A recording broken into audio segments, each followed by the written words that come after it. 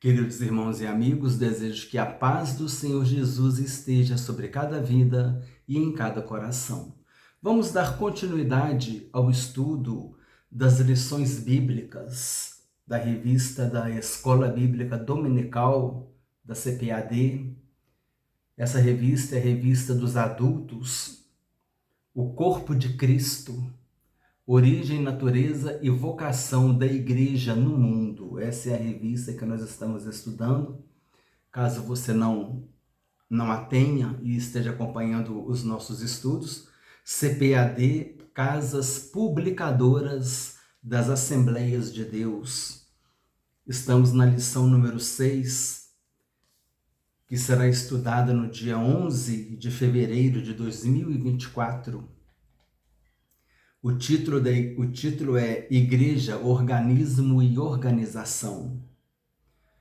Texto áureo. Escolhei, pois, irmãos, dentre vós, 7 varões de boa reputação, cheios do Espírito Santo e de sabedoria, aos quais constituamos sobre este importante negócio. Atos capítulo 6, versículo 3. Verdade prática, a igreja é um organismo vivo, contudo, como toda estrutura viva, precisa ser organizada. Agora a leitura diária, cujas referências estão na descrição do vídeo. Na segunda-feira, Cristo, a cabeça da igreja. Costumamos falar que Cristo também é o cabeça da igreja, porque ele é o chefe da igreja, né? Mas no contexto da lição, Cristo é a cabeça da igreja, e a igreja é o corpo místico de Cristo, é aquele relacionamento espiritual, né? Naquela percepção espiritual. Místico é naquela percepção espiritual. Então, Cristo é a cabeça da igreja, a igreja é o corpo de Cristo, é o corpo místico do Senhor, né?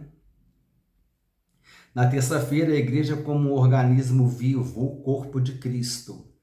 Na quarta, a igreja organizada. Na quinta, mantendo a decência e a ordem.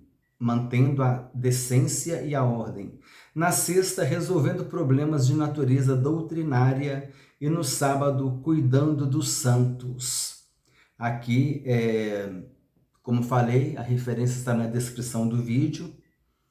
Os conteúdos aqui do texto áureo, a verdade prática, o título da lição, tudo está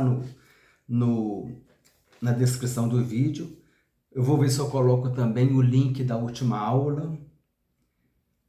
Cuidando dos santos. A palavra santo significa separado, kadosh do hebraico. E essa é a ideia de santo é a ideia de viver uma vida separada para Deus. Não é santo no sentido de que faz milagre, não é essa percepção de santos que a Bíblia se refere. Santos são separados para viver, para servir e para andar na presença de Deus. Leitura bíblica em classe, Atos capítulo 6, versículos 1 a 7, fala sobre a instituição dos diáconos. O texto bíblico diz assim: Ora, naqueles dias, crescendo o número dos discípulos, houve uma murmuração dos gregos contra os hebreus, porque as suas viúvas eram desprezadas no ministério cotidiano. E os 12, convocando a multidão dos discípulos, disseram: Não é razoável que nós deixemos a palavra de Deus e sirvamos as mesas. Aqui no versículo 2 diz, e os 12, por quê? Porque nesse momento Matias já tinha assumido o lugar junto aos 11 discípulos, no lugar de Judas Iscariotes. Por isso que está falando aqui, os 12. Versículo 3. Escolhei, pois, irmãos, dentre vós, 7 varões de boa reputação, cheios do Espírito Santo e de sabedoria, aos quais constituamos sobre este importante negócio. Mas nós perseveraremos na oração e no ministério da palavra. E este parecer contentou a toda a multidão, e elegeram Estevão, homem cheio de fé e do Espírito Santo, e Filipe, e Prócoro, e Nicanor, e Timão, e Pármenas, e Nicolau, prosélito da Antioquia. Então, esses foram os 7 diáconos. Nós conhecemos 2 aqui, os outros não apareceram mais depois, mas o Estevão, que foi apedrejado e morto no capítulo 7, e esse Filipe aqui é o Filipe que batizou Eunuco, é o Filipe que tinha 3 filhas que eram profetisas, é o Filipe que foi em Samaria, esse é o Filipe de Atos dos Apóstolos. O Filipe, apóstolo de Jesus, né? Que Jesus disse assim: Filipe, estou há tanto tempo convosco, como dizes tu, mostra-nos o Pai. Esse Filipe é o Filipe apóstolo. Agora, o Filipe que batizou o eunuco é o Filipe diácono. Amém? Versículo 6. E os apresentaram ante os apóstolos, e estes, orando, lhes impuseram as mãos. E crescia a palavra de Deus, e em Jerusalém se multiplicava muito o número dos discípulos, e grande parte dos sacerdotes obedecia à fé. Aqui no versículo 5 diz: Nicolau, prosélito de Antioquia. Prosélito, né? do grego prosélitos, é pessoa que se converteu ao judaísmo ou a outra religião. Então, quando a gente lê, quando o Espírito Santo desceu, lá em Atos capítulo 2, e que tinham prosélitos ali que receberam o Espírito Santo, esses prosélitos eram pessoas não judias que se converteram ao judaísmo, entendeu? E também o conceito de proselitismo é você conquistar, trazer uma pessoa para a sua religião. No caso, o cristianismo é proselitista. Nós levamos uma mensagem de salvação em Jesus Cristo e, conforme eu considerei aqui, nós defendemos o cristianismo porque é a única religião que apresenta um Salvador, é a única religião que apresenta um Deus que perdoa pecados, é a única religião que nos promete uma vida eterna em Jesus Cristo, é a única religião que, em vez do homem ir em busca da divindade, a divindade veio em busca do homem. Jesus disse: eu vim buscar e salvar o que se havia perdido. Então, nós levamos essa mensagem da salvação e com o objetivo de ganhar almas. Então, o cristianismo, ele é proselitista. Ele tem a intenção de ganhar almas e trazer essas vidas para a presença de Deus. Eu percebi aqui que eu interrompi algumas vezes a leitura, isso quebra a leitura, mas é porque veio na hora, então eu tenho medo de deixar para comentar depois e fugir à explicação. Mas se os irmãos acharem por bem fazerem novamente a leitura em Atos capítulo 6, versículos 1 a 7. Amém? Irmãos, essa aqui é uma revista dos professores e ela traz alguns textos em azul que não estão na revista dos alunos. Aqui tem mais colunas aqui em azul. Isso aqui é tudo adendo, isso aqui é tudo acréscimo para o professor. E isso faz com que a leitura fique um pouco maior, mais longa. Por isso que as aulas têm sido mais longas, os vídeos são mais longos, porque eu busco também o conteúdo do professor. E esse conteúdo do professor aqui eu estou colocando na descrição do vídeo também, aquilo que eu estou usando. Então, é nesse sentido, por isso que muitas vezes a aula fica mais longa. Mas nós precisamos, irmãos, entender o seguinte: é um vídeo de estudo. É um vídeo de estudo. Então, eu não posso me preocupar em querer aplicar uma lição dessa em 15 minutos. Mas se a pessoa quiser mergulhar na eclesiologia conosco, vamos sempre até o final do estudo, porque com certeza vamos aprender muito para a honra e glória do Senhor Jesus Cristo. Amém? Introdução. Nessa lição, temos o propósito de evidenciar a importância da organização eclesiástica, diferenciando-a do institucionalismo e legalismo. Para tal, tomaremos como base de estudo o exemplo da igreja primitiva, que, embora possuísse uma estrutura organizacional simples e ainda em desenvolvimento, era visível e eficaz.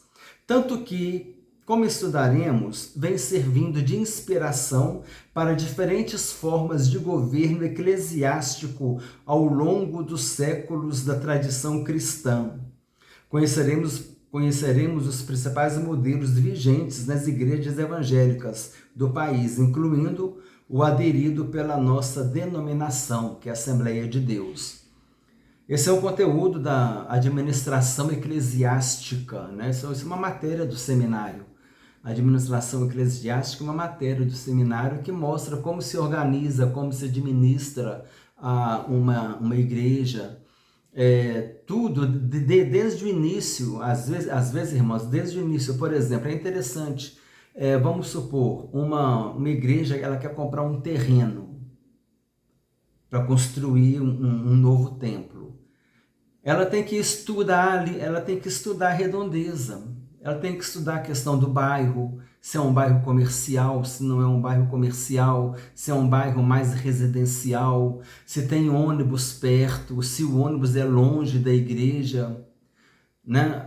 Se tem lugar para estacionamento. Então, existe um planejamento em cima disso. Não é simplesmente sair comprando um terreno e construindo. Existe um planejamento. É interessante ter esse planejamento para saber onde que vai se localizar melhor a igreja e como vai fazer para atender melhor os irmãos e os visitantes. Então, esse conteúdo aqui é interessante. Nós vamos ver as formas de igreja, né, de administração da igreja. A gente estuda isso na administração eclesiástica.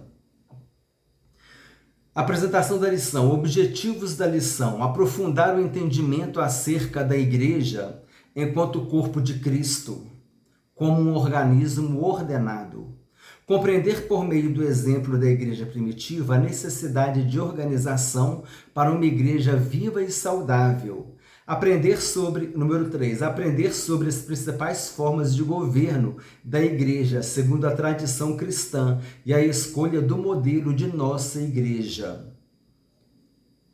Motivação. Todo organismo e organização humana necessitam de ordem que, segundo o dicionário da língua portuguesa, é a relação inteligível estabelecida entre uma pluralidade de elementos, organização e estrutura. Ou seja, embora nenhuma liturgia ou forma de governo humano seja perfeita, ela é necessária para o bem comum, para o desenvolvimento e boa convivência mútua de um grupo.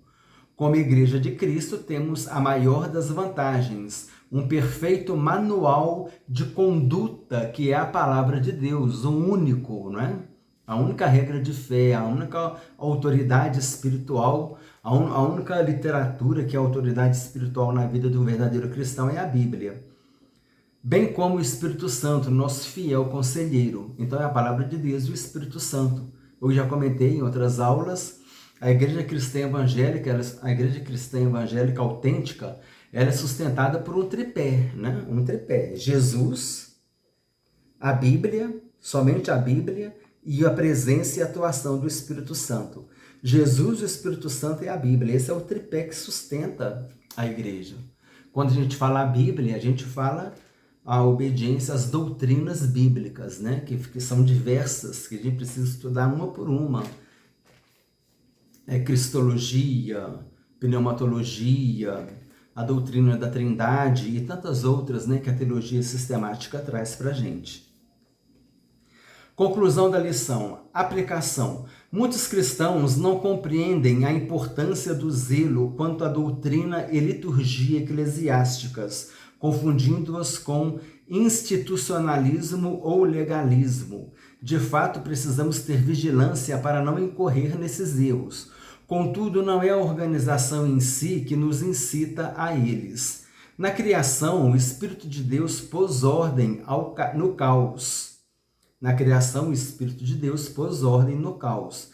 Assim como desde o Antigo Testamento o Senhor já ensinava o seu povo de maneira detalhada a organização e ritos necessários na devida adoração e santificação em prol de uma íntima comunhão com Ele e uns com os outros. Embora ainda em desenvolvimento, podemos observar no Novo Testamento a importância da organização na igreja primitiva para uma expressão de fé e convivência harmônica, sadia e frutífera. É muito interessante, nós vamos falar aqui. No Antigo Testamento, Deus ele deu uma série de ordens de como deveria ser o culto, onde o povo poderia ficar, né, ali no tabernáculo, por exemplo, no deserto, como seria o sacrifício, que um animal com manchas, por exemplo, não poderia ser aceito no sacrifício. Deus ele foi dando todas as ordens, toda a orientação para o culto. E no Novo Testamento, a igreja também seguiu alguns rituais, por exemplo, a questão da ceia do Senhor, a questão do batismo, a questão da liderança na igreja. Então havia toda uma estrutura organizacional ali para o bom funcionamento da igreja, para o bom funcionamento do culto, né? Como no Antigo Testamento, nos sacrifícios, dos ritos espirituais também, Deus ele deu orientações, ou seja, Deus sempre orientando o culto para que o culto lhe seja agradável e aceitável. Comentário: palavras-chave, organização e organismo. Agora que nós vamos começar a leitura, irmãos. Até então foi só uma introdução na matéria do professor, amém? Que é um comentário muito rico que eu acho que eu não poderia deixar de trazer para os irmãos. Introdução. Nesta lição vamos conhecer a igreja como um organismo e uma organização. Veremos que não existe função sem forma, nem organismo sem organização. Isso nos ajudará a evitar os extremos, uma igreja sem nenhum tipo de liderança visível ou igreja estruturada em um institucionalismo rígido que acaba por sacrificá-la. Aquele institucionalismo rígido, né, que é aquelas regras rígidas, por um lado, e por outro lado também aquela questão de uma igreja sem muita liderança, uma igreja com a liderança invisível, aquela ideia, né, de que eu sou a igreja. Eu ia comentar depois, mas já vou comentar agora. Aquela questão daquela ideia da igreja, não, porque não existe igreja, porque Deus não habita em tempo feito por mãos humanas, então não precisa ter igreja. Deus habita no povo dele, mas o povo dele se reúne. No Novo Testamento, nós temos a figura aqui da igreja local, que é visível, e da igreja mundial, que é a igreja invisível. E nós vemos aqui que toda essa estrutura de reunião aqui, de liderança, dos ritos, né, da ceia, tudo isso era feito junto com o corpo de Cristo. Então a pessoa virá e falar que não precisa de ter igreja porque ela que é a igreja. Igreja significa assembleia. Como é que existe assembleia de uma pessoa só? Não é? Continuando a leitura. Conheceremos também os 3 principais sistemas de governos adotados na tradição cristã ao longo dos anos, em qual ou quais deles a nossa igreja se enquadra. Sublinhamos que nenhum desses modelos de governo eclesiástico é mau em si mesmo. Porém, como tudo o que é humano, estão sujeitos a acertos e erros. Portanto, o padrão exposto no Novo Testamento deve ser buscado como parâmetro. E também é aquilo que foi comentado em lições anteriores. Às vezes, uma estrutura organizacional que é aplicada em uma igreja, ela funciona muito bem ali. Mas em outra igreja não vai funcionar bem, até mesmo devido às particularidades de cada igreja. Então, uma pode aplicar muito bem determinada conduta, determinadas regras, determinada organização na sua igreja, e em outra igreja isso não vai acontecer, lá vai ter que ser de um modo diferente. Item 1, a estrutura da igreja cristã. Número 1, a igreja como organismo. Um organismo é visto como um conjunto de órgãos que constituem um ser vivo. Nesse aspecto, um corpo com as diferentes funções de seus órgãos e membros é entendido como estrutura física de um organismo vivo. Como estrutura física de um organismo vivo. Metaforicamente, a igreja é definida como o corpo de Cristo. A gente vê lá no português, né? Que a metáfora ela é uma figura de linguagem utilizada para fazer comparações, para fazer semelhança.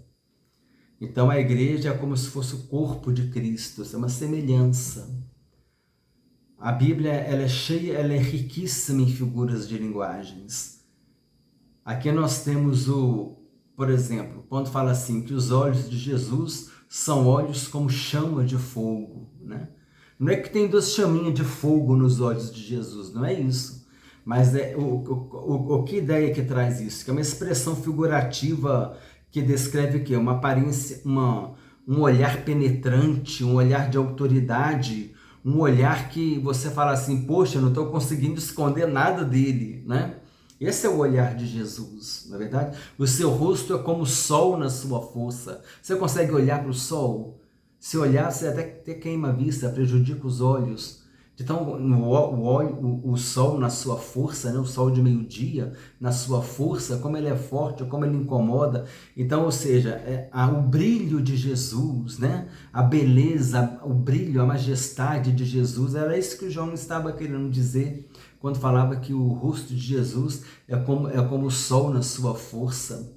Então, são metáforas, não é? Um organismo vivo cuja cabeça é Cristo, né? O corpo. Então, olha só aqui. Metaforicamente, a igreja é definida como o corpo de Cristo. O corpo de Cristo é um organismo vivo, cuja cabeça é Cristo. Assim como um corpo funciona pela harmonia de seus membros, da mesma forma também a igreja. Os membros não existem independentemente um dos outros. Portanto, como corpo místico de Cristo, a igreja existe organicamente. Corpo místico, eu já falei, naquele sentido de espiritual, né? Aquela relação espiritual, aquela visão espiritual. Místico está relacionado com espiritual. Número 2, a igreja como organização, como espiritual, como transcendente, né? Número 2, a igreja como organização. A forma de organização da igreja primitiva era simples, todavia existia. Todavia essa forma existia. A forma de organização da igreja primitiva era simples, todavia existia. Por exemplo, a igreja seguia a liderança centralizada dos apóstolos. Havia uma liderança. Dessa forma, os apóstolos doutrinavam a igreja com os ensinos, cuidavam da parte administrativa, olha só, instituíam lideranças locais, como instituíram os diáconos, reuniam-se em concílio, Atos capítulo 15. Então, olha só, toda uma estrutura de uma igreja. Por outro lado, precisamos diferenciar uma igreja organizada de uma igreja institucionalizada. Um comentário meu aqui. O perigo da igreja institucionalizada, muitas vezes considerada como a igreja mais certa, mais verdadeira, desfazendo das outras igrejas, desfazendo das outras denominações, não é? Mas a igreja autêntica, ela tem um tripé. Qual é? Jesus, a palavra e o Espírito Santo. Então, essa questão de valorizar muito a igreja como instituição, como aquela coisa visível, né? Palpável, tem que tomar cuidado com isso. Existe o valor da instituição como igreja, mas tem que haver o equilíbrio. Um equilíbrio de uma igreja institucionalizada, mas também de uma igreja organizada, que é um organismo, e que seja um organismo vivo, e que esse organismo seja o corpo místico de Cristo, onde Jesus é a cabeça, ele quem comanda. Número 3. Não, continuando aqui. A organização é saudável, o institucionalismo não. A organização permite à igreja, como estrutura social, se movimentar.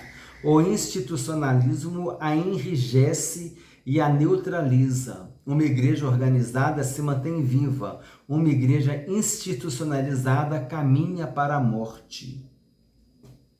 Então aqui acho que dá para perceber a diferença entre uma igreja como organização organizada, como um organismo, e aquela institucionalizada, que ela se valoriza o seu nome, tem todo um conjunto de regras, uma imponência, né? E aqui que é o certo, a nossa igreja é melhor do que a outra, então do que as outras, então essa visão é muito complicada, né? Essa visão, essa supervalorização da institucionalização, ela é prejudicial para a igreja. E isso é transmitido muitas vezes para o membro. Aí às vezes o membro fala, não, porque só na minha igreja que é salvo, a minha igreja que está certo. E na minha igreja tem doutrina, ali não tem doutrina não, a minha igreja tem doutrina. E começa a se sentir superior, né? Quando não há nada disso. No corpo de Cristo não existe ninguém maior do que ninguém, né? Paulo disse que a gente tem que considerar os outros maiores do que nós, né? Número 3, organismo e organização. Vimos que a igreja, como o corpo de Cristo, é um organismo vivo e uma organização.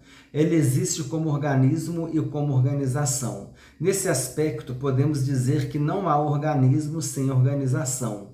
Todo organismo precisa de organização, mesmo as estruturas mais simples. Alguns acreditam que a igreja existe somente na forma de organismo e rejeitam toda forma de organização para ela.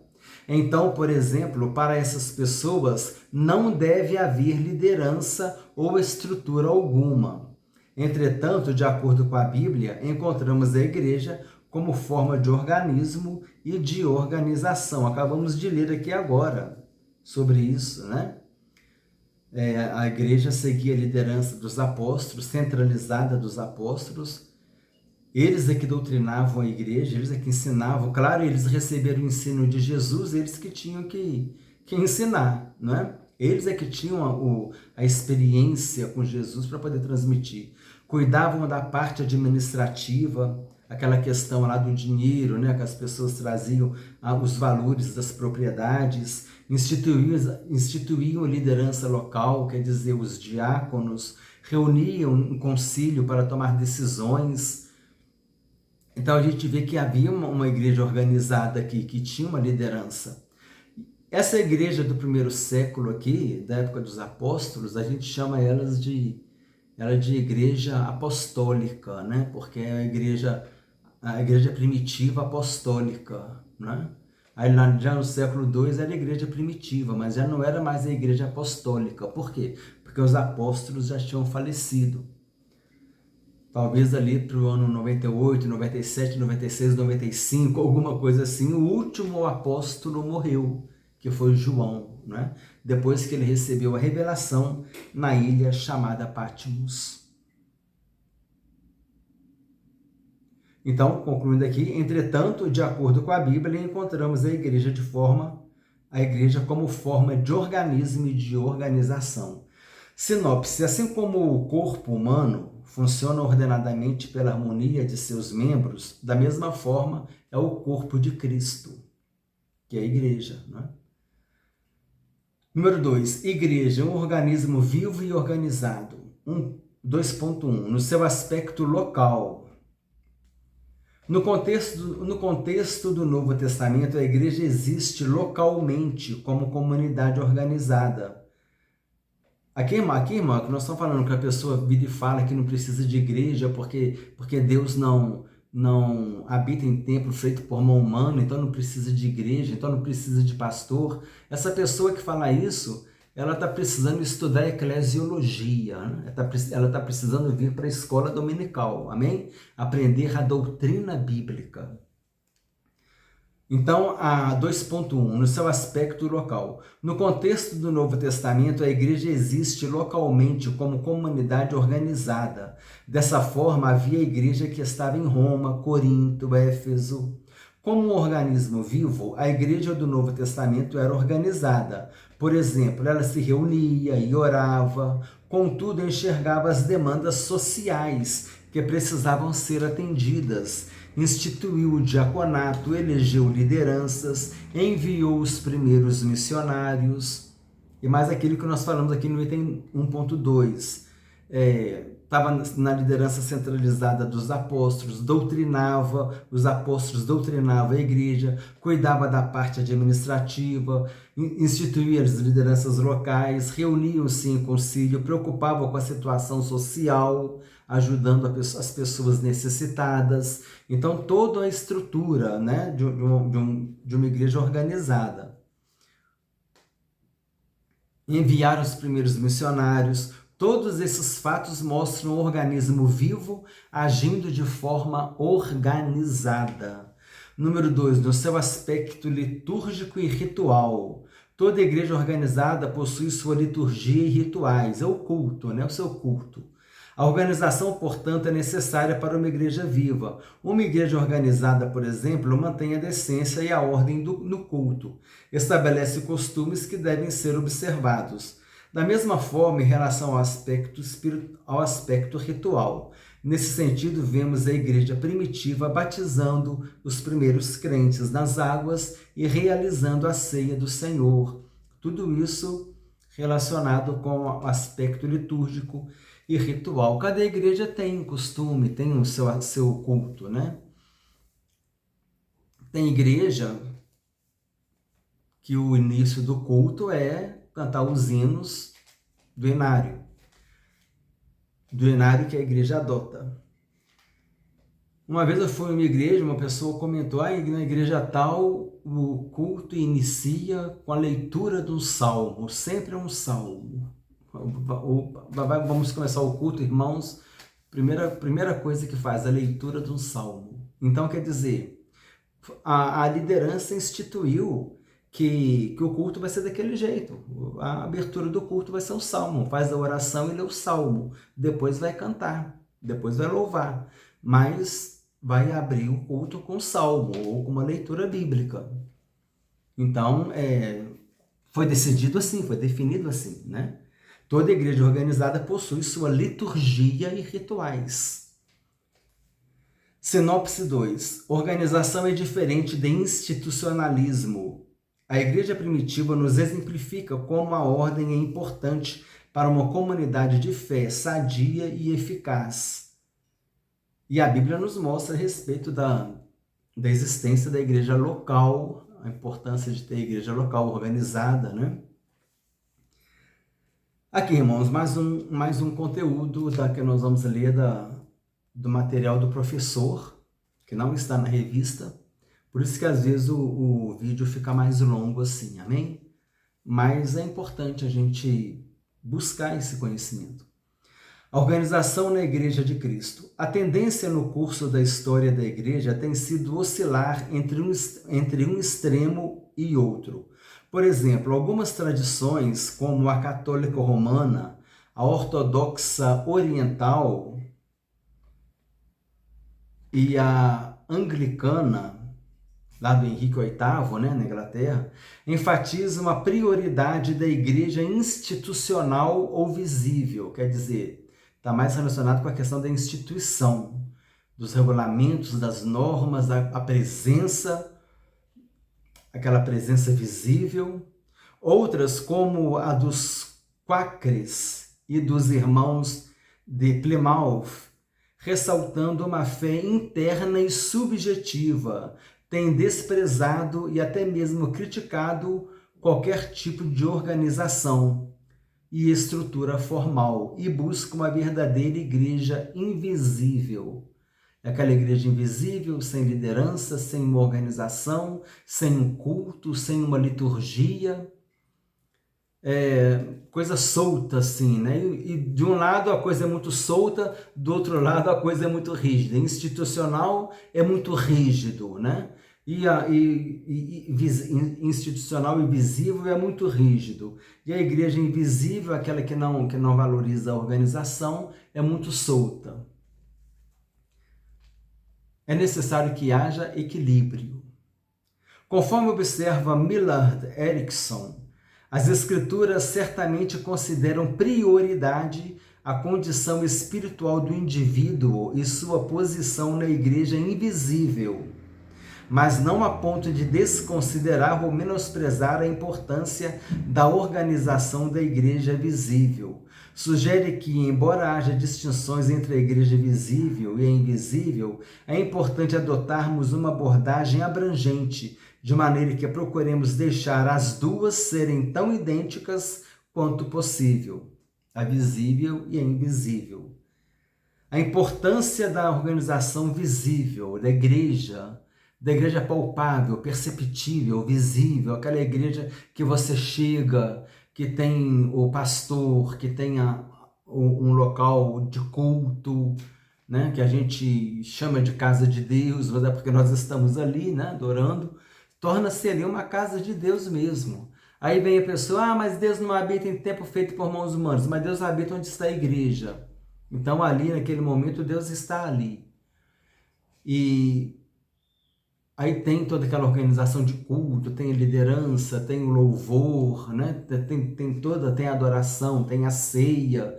Então, quer dizer, você vê que existe uma estrutura organizada de uma igreja e ela é importante.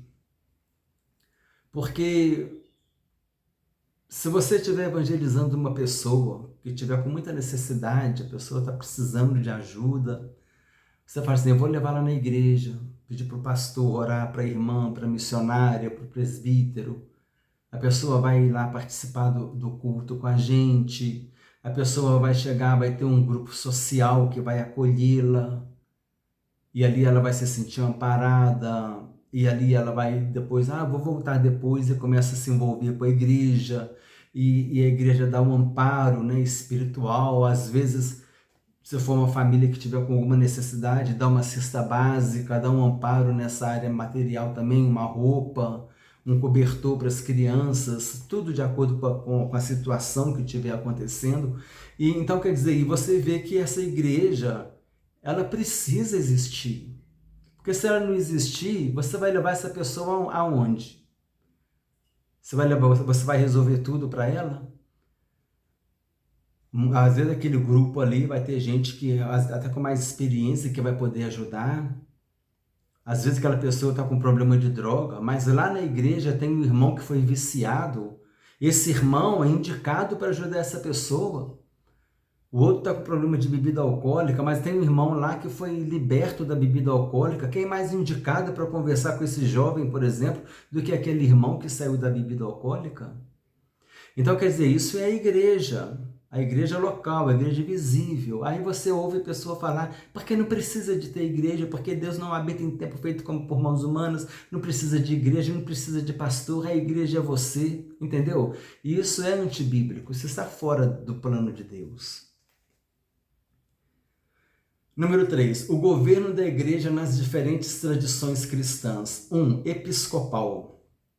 Essa palavra traduz o grego episcopos e aparece algumas vezes no Novo Testamento.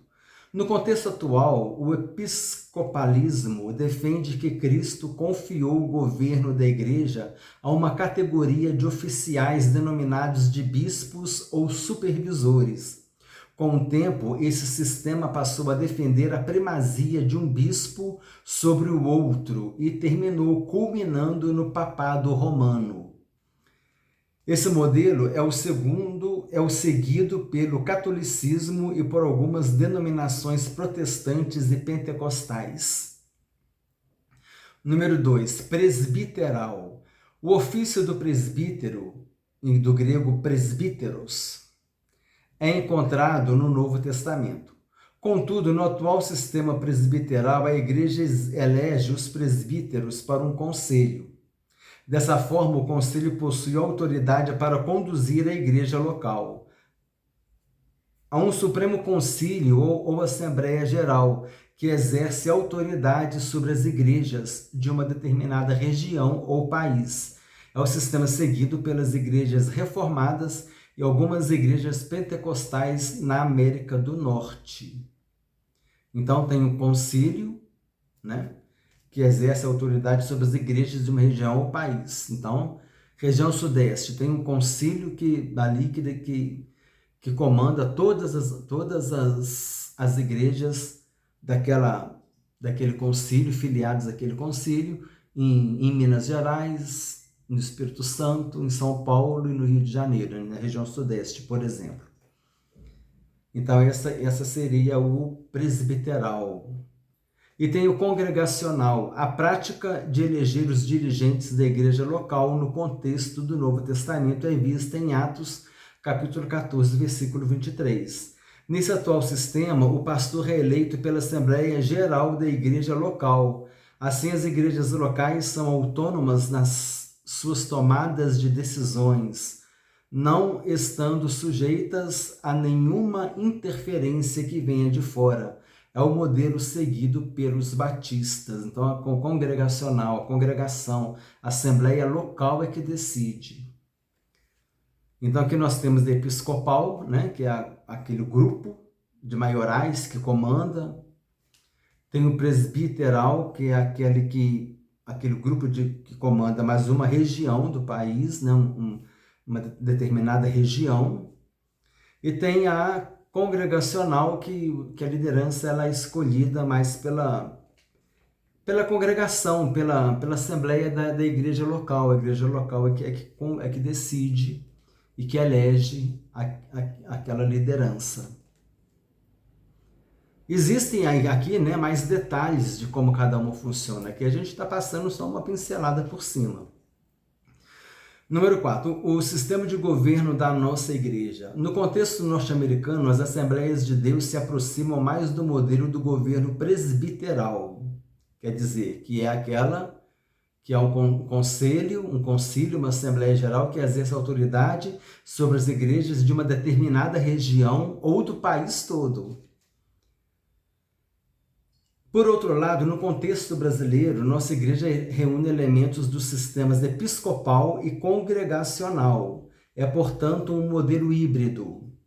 Isso porque até o início dos anos 1930, a Assembleia de Deus, por haver sido fundada por batistas, seguia o modelo congregacional. Contudo, esse sistema de governo sofreu modificações a partir da criação da Convenção Geral de 1930, quando elementos do modelo episcopal foram somados à sua estrutura de governo. Assim, no atual modelo de governo, em sua grande maioria, embora mantenham certa autonomia administrativa em relação às convenções geral e estadual, a quem são filiadas, as igrejas possuem um modelo de liderança regional e local centralizado. Por exemplo, a autoridade de estabelecer lideranças pastorais nas igrejas locais pertence às convenções estaduais. Em alguns casos, essa função cabe a uma igreja sede que preside sobre um conjunto de congregações locais a ela filiadas. Então, aqui no caso, né, fica mais fácil entender, tem uma igreja sede. Aquela igreja sede da Assembleia de Deus tem várias congregações em vários bairros da cidade e nas cidades vizinhas.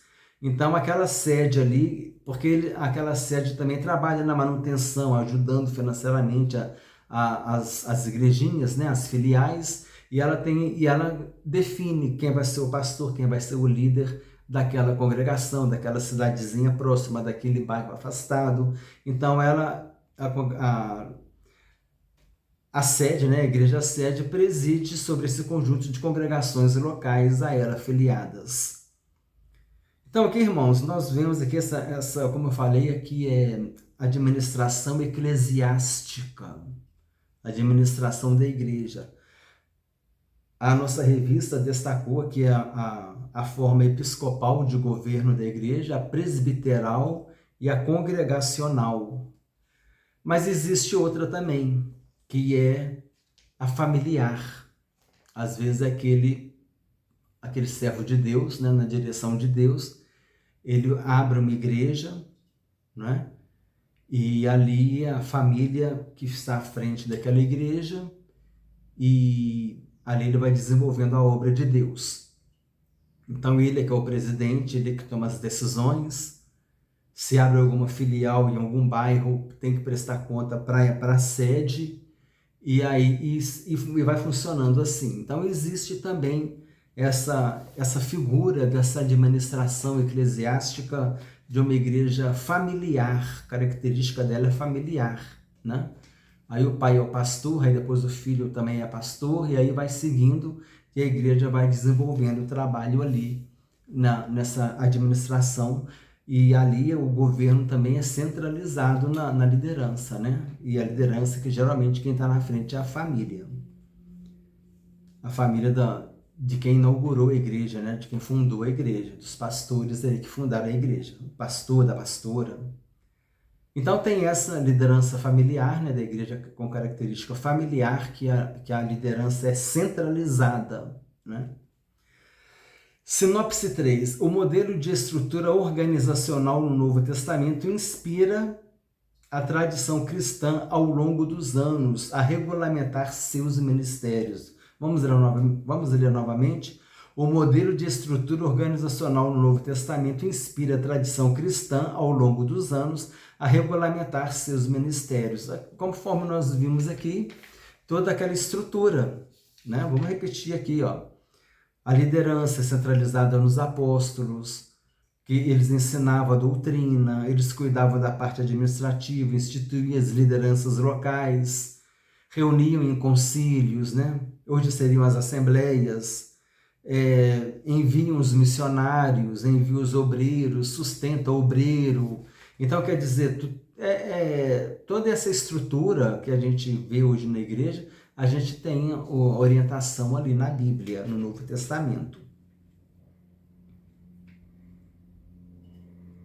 É importante a gente entender essa questão da administração eclesiástica, para a gente saber como é que funciona um pouco as igrejas, né, os planejamento das igrejas, aquela questão que eu falei, a igreja que vai comprar um terreno, ela estudar o bairro, se é um bairro residencial, se é um bairro comercial, se tem ônibus que passa perto, se o ônibus passa longe, se ali tem algumas comunidades mais perigosas ou se é menos perigosa, se tem universidades ali perto, se tem escolas ali perto, o índice de violência daquela comunidade, vamos assim dizer. Então é necessário fazer um estudo, se tem espaço ali perto para fazer estacionamento. Às vezes é um centro comercial tão movimentado que os irmãos vão para a igreja e não tem lugar para parar o carro. Então, como vai ser isso? Como vai ser o funcionamento dessa igreja, né?